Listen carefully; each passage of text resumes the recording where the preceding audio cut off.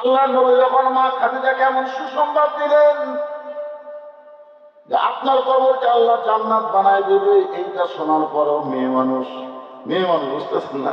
পুরুষ মানুষ কিন্তু সহজে বিশ্বাস করে, কিন্তু মেয়েদের ব্যাপারে একটু সমস্যা। নবীর হাত আরো বুকের মধ্যে চাকা ধরে বলতেছে, ইয়া রাসূলুল্লাহ, আপনার কথা আমার বিশ্বাস করে, কিন্তু আপনার কাছে যদি আমি কিছু চাই। সঙ্গে সঙ্গে নবী বললেন, নাউযুবিল্লাহ নাউযুবিল্লাহ নাউযুবিল্লাহ। নবী 3 বার বললেন নাউযুবিল্লাহ। বলার পিছনে কারণ হলো, আল্লাহ ছাড়া ঈমান গ্রহণ করার পরে অন্য কারোর কাছে কিছু চাওয়া যাবে, এমনকি নবীর কাছেও যাবে না। আর আমরা দেখলাম কয়েকদিন আগে সব আটুষি গেল, আটুষি এটা ট্রাক ভর্তি করে গরু নিয়ে আমাদের বগুড়া থেকে 100 গরু গেছে। দয়াল বাবার দরবারেতে কেউ ফিরে না খালি হাতে। দয়াল বাবার দরবারে কেউ ফিরে না খালি হাতে, এই কথা বলা কি ঈমান না শিরক? ধরে বলেন, ঈমান না শিরক?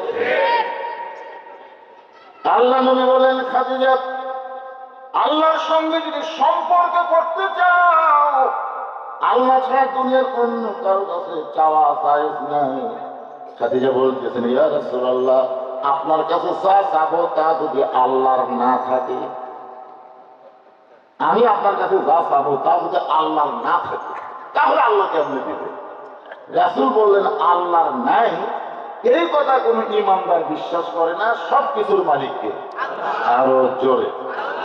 খাদিজা বললেন, ও আল্লাহর নবী, সূরা ইখলাসের মধ্যে আল্লাহ বলেছেন, কুল হু আল্লাহু আহাদ আল্লাহুস সামাদ।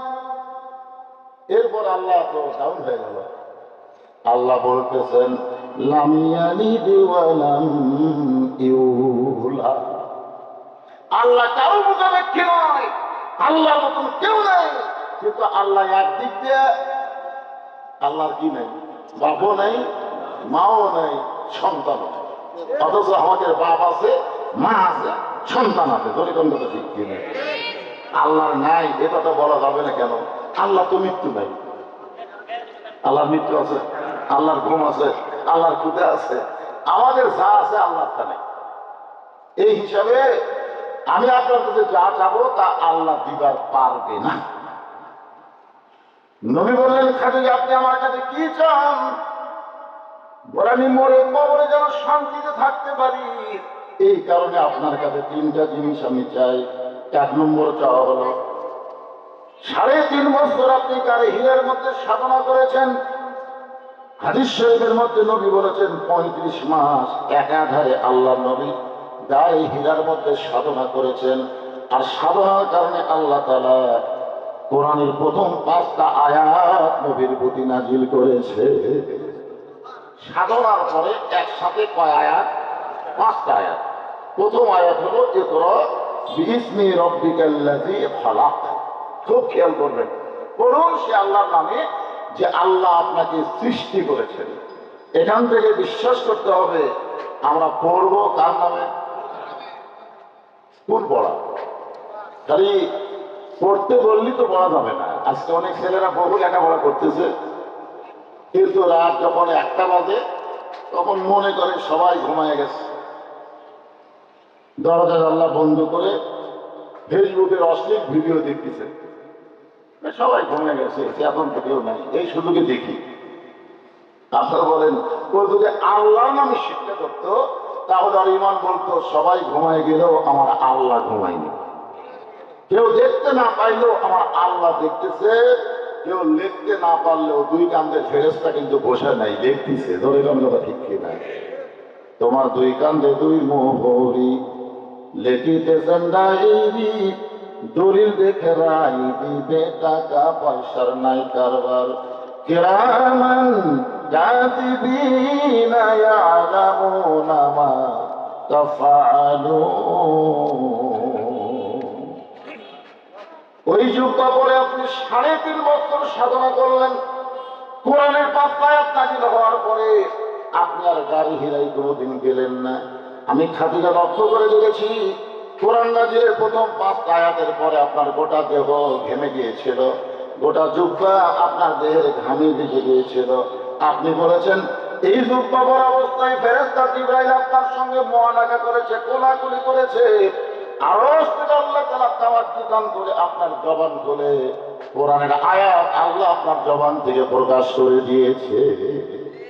আমি বহুদিন দেখলাম ওই জুব্বাটা আপনি যত্ন করে রাখার পরে মাঝে মধ্যে জুব্বা বের করে আপনি চুমা খানাবার রাখেন। তখন আল্লাহর নবী, আমি খাদিজা যখন দুনিয়া থেকে বিদায় নেব ওই জুব্বাটা আপনি আমাদের কাপড়ের কাপড় হিসেবে দিলেন। দুনিয়াতে আমার আর কোনো চাওয়া নাই, এইটাই হলো আমার চাওয়া। আমি মরে যাওয়ার পর আমার দেহকে আপনার পবিত্র হাত দিয়ে অন্ধকার কবরে নামায় দিবেন। কারণ আমি বিশ্বাস করি যার সূর্য গ্রহ তারা তারই নূরের ইশারা, নইলে যে অন্ধকারে ডুবিত এই ধরনী। আপনি হলেন নূরের নবী, আপনার পবিত্র হাতের পরশে আমার দেহখানা যদি কবরের মধ্যে রাখেন তাহলে আমার অন্ধকার কবরকে আল্লাহ আলোকিত করে দিবে। আমার 3 নম্বর চাওয়া হলো কবরে মাটি দেওয়ার পরে সবাই যখন কবর ছেড়ে চলে আসবে ওই সময় 2টা ফেরেশতা কবরের মধ্যে ঢুকবে। আমরা মরে যাওয়ার পরে আমাদের কবরে 2টা ফেরেশতা ঢুকবে। আপনারা জানেন তার নাম জানেন? জানেন না? ফেরেশতা আসিয়া যখন জিজ্ঞাসা করিবে দিন কি তোমার মাবুদকে, বা তখন কি বলিবে? তখন কি বলবেন? আমি তো দেখলাম কবরে যে 3টে প্রশ্ন করবে, 3টা প্রশ্নই হলো রাজনৈতিক প্রশ্ন। আর অনেকে বলে ইসলামে নাকি রাজনীতি নাই। দেখেন কবরের মধ্যে প্রথম প্রশ্ন হচ্ছে মান রব্বুকা, তোমার রব কে? রব কি সামান্য জানার জন্য না সব জানার জন্য? দেখছেন, বিশ্ব ব্রহ্মাণ্ডের মালিক যিনি তোমার প্রতিপালক তিনি হচ্ছেন আমাদের রব। যেরকম কথা ঠিক কিনা হিসাব করে দেখেন, মান রব্বুকা এটাও রাজনীতির প্রশ্ন। তোমার দিনকা, দিন মানে কি? দিন মানে হলো জীবন ব্যবস্থা। তুমি কোন জীবন ব্যবস্থার উপরে কবরে এসে শুয়ে আসছো? উত্তর দাও। 3 নম্বর প্রশ্ন হলো আমার নাবিউকা, তোমার নেতাকে? নেতা নেতা তুমি অন্যকে নেতা মনে করে তার পিছনে চামচাগিরি করছো, আর এখন কবরে এসে জিজ্ঞাসা করতেছো আমার নাবিউকা, তোমার নেতাকে? তখন কোন নেতার নাম করবেন? আপনি যেই নেতারই অনুসরণ করে বাংলাদেশে চলেছেন ওই নেতার নাম শুনবে না, শুনবে হচ্ছে আমার নেতা, তোমার নেতা বিশ্ব নবী মোস্তফা। ধরে কোন কথা ঠিক না? খাদিজা বলতেছে রাসূলুল্লাহ, আমি হয়তো উত্তর দিবার পারবো না, আমার পক্ষ থেকে আপনাকে উত্তর দেওয়া লাগবে। এই 3টি চাওয়া যদি আপনি আমার পুরা করতে চান তাহলে ওই অন্ধকার কবর নিয়ে আর কোনোদিন আমি টেনশন করব না। খাদিজার মতো মহিয়সী নারী অন্ধকার কবর নিয়ে চিন্তা করে, আপনাদের চিন্তা হয়? হয়। বারবার কেন ঘাড় কাজ করে উপর দিকে দেখেন? কি দেখতেছেন? হুজুর 4 তলা রড দাঁড় করেছে, হুজুর 3 তলা কমপ্লিট হবে আর 1টা তালা, আর 1 তলা কমপ্লিট হলে আমার আর কোনো চিন্তা নেই। দেখছেন অচিন্তা কি? 4 তলা কথা। 2 কান্দের ফেরেশতা রাগ করে তাই পাগলা, উপর দিকে না তাকায় নিচের দিকে তাকা, নিচের দিকে তাকা। তোর যদি 1 তালারও বরাদ্দ হবে না, তোর জায়গা হবে নিচতলা। ধরে কোন তলা? নিচতলা বোঝেন আপনারা? 1 তালা কিন্তু না, মাটির তলে যে তালা তার নাম হলো নিচতলা। আপনারা নিচতলা নিয়ে টেনশন করেন না তো, যত টেনশন উপর দিকে। আমরা যারা ইমানদার বান্দা প্রতিদিন কতবার মৃত্যুর কথা খেয়াল করার কথা আছে? দৈনিক কতবার মৃত্যুর কথা খেয়াল করেন? একবার করেন। খালি বাঁচার চিন্তা, বাঁচার চিন্তা, এ চিন্তা সে চিন্তা, হাঁটা যাওয়া লাগবে, অমুক জায়গা যাওয়া লাগবে, হে করা লাগবে, সে করা লাগবে।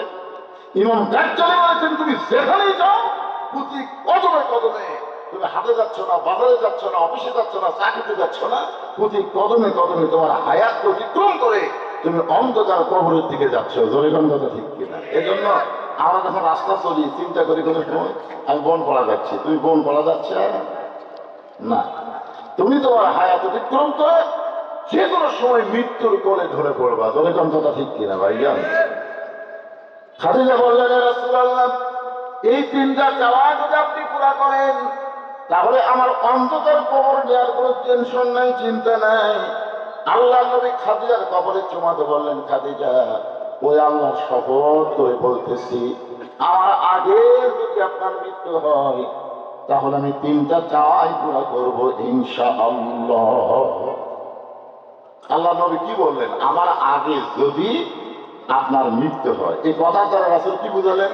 কে কখন মরবে আল্লাহ রাসূলও জানে না। এই যে রজবের চাঁদটার সাথে সাথে নবী একটা দোয়া করতেন। সাহাবারা এই দোয়া শুনে চমকে চমকে ওঠে।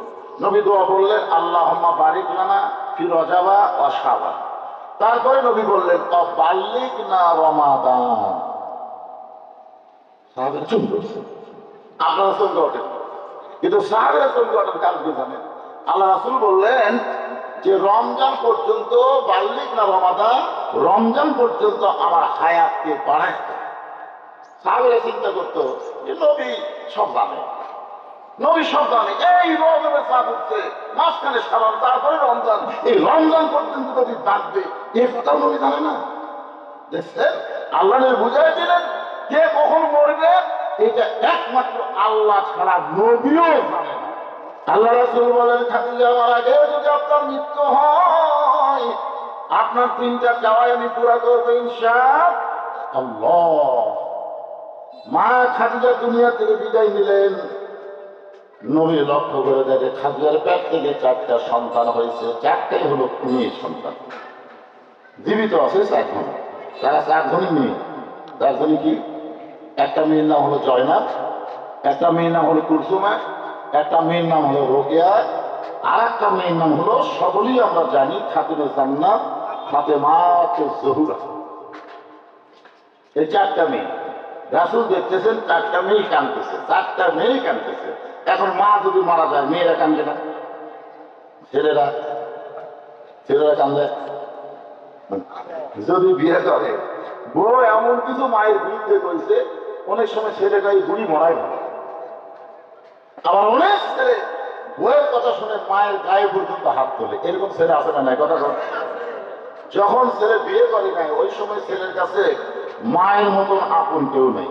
ও মাঝে মাঝে গান গায়, মায়ের মতন আপন কেউ নাই রে দুনিয়ায়, মা জননী নাই রে যাহার, এই দুনিয়ায় তাহার কেহ নাই, মায়ের মতন আপন কেহ নাই রে দুনিয়ায়। আর যখন বিয়ে করে বউ এমন কিছু কান মন্ত্র দেয়, তখন বলে, বইয়ের মতন আপন কেহ নাই রে দুনিয়া। আমার 18 সালে বাবা মারা গেছে, আর 23 সালে ডিসেম্বরের 25 তারিখে আমার মা মারা গেছে। আসলে দাঁত থাকতে মানুষ দাঁতের মূল্য দেয় না, চোখ থাকলে মানুষ চোখের গুরুত্ব বোঝে না। বাপ মা যতদিন জীবিত থাকে সন্তান বুঝবার পারে না, যখনই বাপ মা দুনিয়া থেকে বিদায় নেয় তখনই বোঝে বাপ মার মতন আপন এই পৃথিবীতে আর কেউ নাই। তোরা বুঝতেছ না বাজান? বইয়ের বুদ্ধি শুনে মাকে কষ্ট দিচ্ছে। আল্লাহ রাসূল তাকায় দেখে 4টা মেয়ে কাঁদতেছে, কিন্তু 3টা মেয়ের চোখের পানির সাথে জবানের বিনাইতে শব্দ শোনা যায়। কিন্তু ফাতেমার চোখ দিয়ে শুধু দর দর করে পানি পড়ে, তার জবানের মধ্যে কোনো শব্দ নাই। আল্লাহ রাসূল 4টা মেয়ের ভিতরে ফাতেমাকে লক্ষ্য করে বললেন, ফাতেমা, তোমার মা দুনিয়া থেকে বিদায় নিয়েছে, তুমি আমার ঘরে আসো, তোমার সঙ্গে গোপন কিছু গল্প আছে। নবীর ছোট মেয়ে ফাতেমা, 4টা মেয়ের মধ্যে সব চাইতে ছোট্ট ফাতেমা আল্লাহ নবীর ঘরের মধ্যে গেলে রাসূল বলেন, ফাতেমা, তোমার মা দুনিয়া থেকে বিদায় নেওয়ার সময় আমাকে একটা ওসিয়ত করে গেছে, এই ওসিয়তটা তোমাকে পালন করা লাগবে। ফাতেমা বললেন, বাবা, কি ওসিয়ত করেছে? আল্লাহ নবী বললেন, তোমার মা আমার হাতের উপর হাত দিয়ে বলেছে, গো আল্লাহ নবী, আমি দুনিয়া থেকে বিদায় নেওয়ার পরে ফাতেমা যেন আমাকে গোসল করাইয়া দেয়।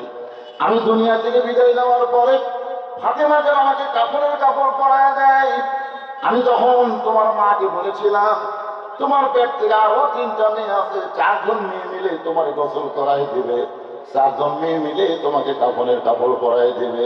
এটা খাদিজা বলে, নবী গো, আপনি বাবা, আপনি বোঝেন নাই, কিন্তু মা হয়ে আমি বুঝতে পারি সব মেয়ের গোসল আমি চাই না, সব মেয়ের পরশ আমার কাপড়ের কাপড় শরীরে দিবার চাই না, শুধুমাত্র আমার ফাতেমা যেন আমাকে গোসল করায় দেয়, শুধুমাত্র যেন আমার ফাতেমা আমাকে কাপড়ের কাপড় পরায় দেয়। ফাতেমা বলতে যে বাবা, এই খবর যদি আমার 3 বোন শুনতে পায় তারা মনে মনে কষ্ট পাবে। রাসূল বলে ফাতেমা, কে কি পাইবে সেটা পরের কথা, ওসিয়ত পালন করা হলো ওয়াজিব। জোরে বল সুবহানাল্লাহ। ফাতেমা বলতেছেন বাবা, আরো 3টা বোনকে আমার মা মাইনাস করে আমাকে কেন এই 2টা ওসিয়ত করলো? আল্লাহ রাসূল বললেন, সেটা তোমার মা ভালো করে। কারণ আমি যে বাবা, আমি তো সন্তান সম্পর্কে তেমন জানি না, কোন সন্তান কেমন এটা কিন্তু বাবা জানে না। এটা কে জানে? কেন তারা কন্ত? বাবা আনন্দে মাতিয়া সাগরে ভাসাইয়া সেই যে চইলা যায় খবর লয় না। মাজন ধরিয়া উদরে কত কষ্ট করে, 10 মাস পরে পায় প্রসবের বেদনা। এমন দরদি হবে কেউ হবে না আমার মা। মা গো, আমার মায়েদেরকে একটা নসিহত করি, মা একটু ধৈর্য ধরলে নর্মালি কিন্তু আপনাদের বাচ্চা হবে। একটু যদি আপনার ধৈর্যশীল হন না, তাহলে প্রত্যেকটা বাচ্চাই কিন্তু নর্মালি জন্মগ্রহণ করবে। জোরে কোন কথা ঠিক কিনা? কারণ আমার টেবিলের উপর যে কয়টা মানুষ বসে আছে, যে কয়জন আমরা বসে আছি, আমরা কেউ কিন্তু সিদার করা না। আজ থেকে 20 বছর আগে সিদার শব্দ শুনি। প্রত্যেকটা বাচ্চা আছে নর্মালে, সেই জন্য আমরা গান করতে শান্তি পাচ্ছি। কি বলবো প্রসবের কথা, মাদিনে সেই ব্যথা কেউ তো বুঝিবে না। মাজন ঠেকিয়া সন্তানের দায়, অকালে মা মারা যায়। ঠেকিয়া সন্তানের দায়, অকালে মা মারা যায়। আল্লাহ রাসূল বলেন, কোন মুমিন নারীর সন্তান প্রসব করার সময় যদি মারা যায়, ওই নারীটা শহীদের মর্যাদা পাবে।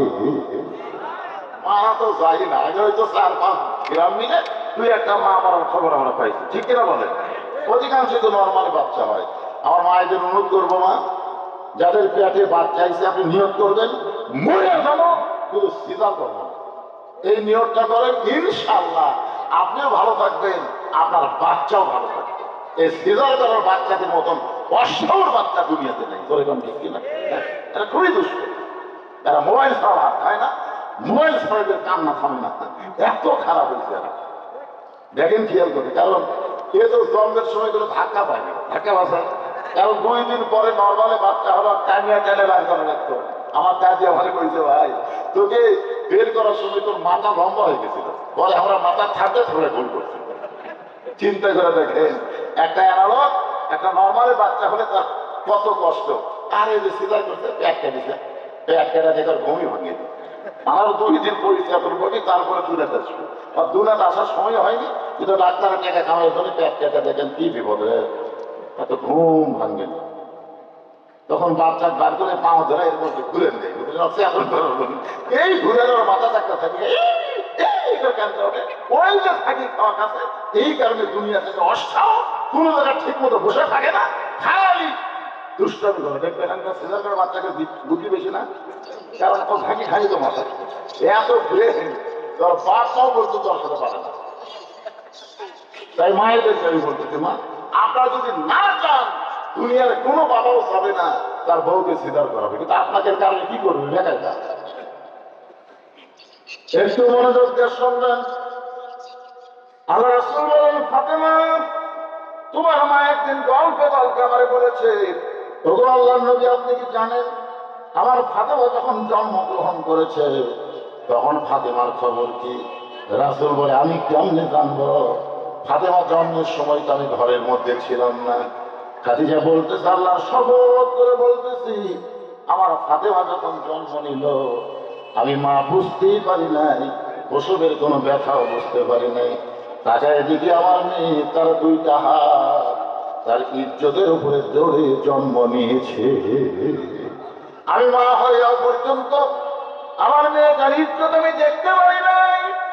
যখনই ফাতেমা সত্যবেলায় প্রসাব করতো, পায়খানা করতো, ওগো আল্লাহর নবী আমি তার পরিষ্কার করতাম, কিন্তু একবারও তার ইজ্জতের দিকে আমি তাকায় দেখতে পারি নাই। যে মেয়েটা মায়ের কাছে নিজের ইজ্জতকে গোপন করলো, এই মেয়ে দুনিয়ার সাধারণ কোন মেয়ে নয়, এই মেয়েটা যদি আমাকে গোসল করাইয়া দেয়, এই মেয়েটা যদি আমার কাপড়ের কাপড় পরাইয়া দেয়, জান্নাতে যাওয়া আমার জন্য সহজ হয়ে যাবে। তোমার মা তোমার ব্যাপারে আমাকে ওসিয়ত করেছে মা, আর ওসিয়ত পালন করা হলো ওয়াসিক। তাহলে চিন্তা করে দেখেন, মা খাদিজা এই দুনিয়াতে নারীদের ভিতরে 1 নম্বর জান্নাতি। রাসূল বলেছেন পুরুষের 10 জন জান্নাতীকে আল্লাহ সার্টিফিকেট দিয়েছেন, নারীদেরও 10 জনকে আল্লাহ জান্নাতের সার্টিফিকেট দিয়েছেন। পুরুষের 1 নম্বর হলো আবু বকর, আর নারীদের মধ্যে 1 নম্বর হলো খাদিজাতুল কুবরা।